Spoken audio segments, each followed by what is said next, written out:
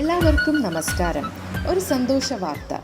കല്ലറ, പാലോട്, നന്ദിയോട്, പാലുവല്ലി, പേരേയം, പാണയം, ആറ്റിൻപുറം, പനവൂർ, ആട്ടുകാൽ, ശക്തിപുരം, ആനാട് വഴി നെടുമങ്ങാടേക്ക് പുതുതായി പുഴക്കടവിൽ ട്രാൻസ്പോർട്ടിൻ്റെ bus service തുടങ്ങുന്നതാണ്.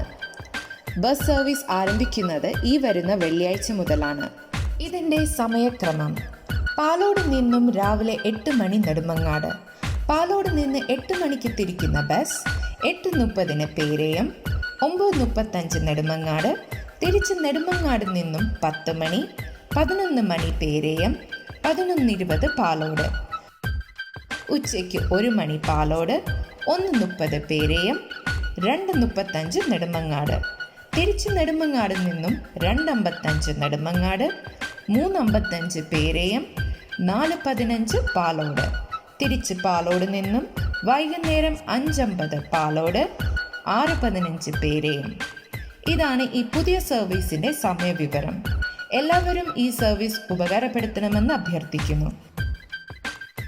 പുഴക്കടവിൽ transports, a unit of Anandapuri Travel India Private Limited.